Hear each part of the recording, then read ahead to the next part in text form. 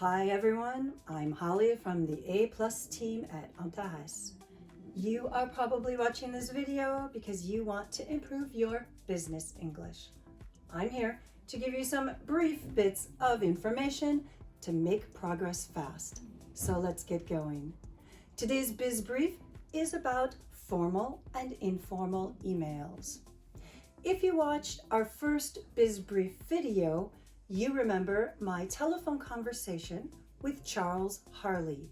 He gave me his email address so I could send him a contract. Let's look at two types of emails that we could send him, a formal email and then an informal email. So let's look at the formal email. When we send any type of email, we have several different lines. The first line, 2, is for the person that is directly concerned by the email. In this case, my contact, Charles Harley. The second possible line for recipients is CC.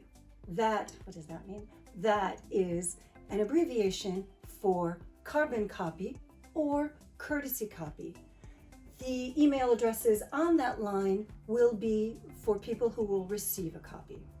And then the third line, as you see, BCC, blind carbon copy or blind courtesy copy. That means it's private, it's secret, and the email addresses on that third line will not be seen by the other recipients.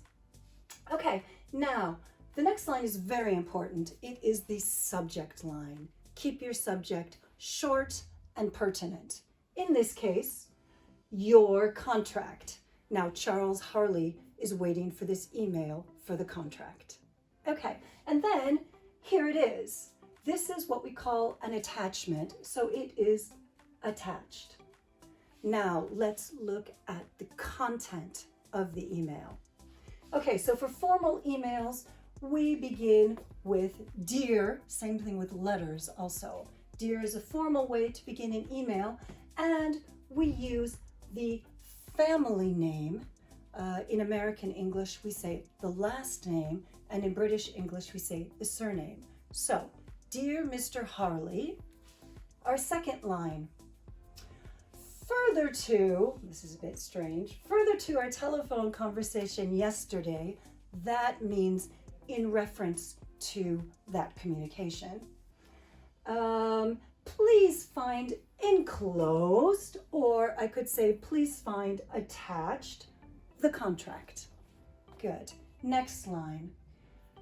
Now this line is offering help. Okay, so should you have any questions, we, not I, because it's a formal email, I represent a company. So we will be happy to be of assistance. The next line. Now this expression does not exist in some languages, for example in French. We are looking forward to, that just means we're happy about the future events to come.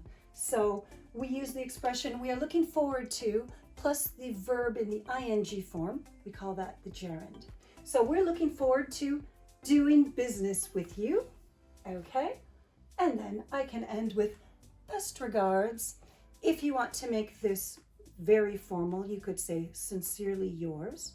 And then the person's name. Here, we'll call her Mrs. Wood, once again using her family name. So this is a very short example of a formal email.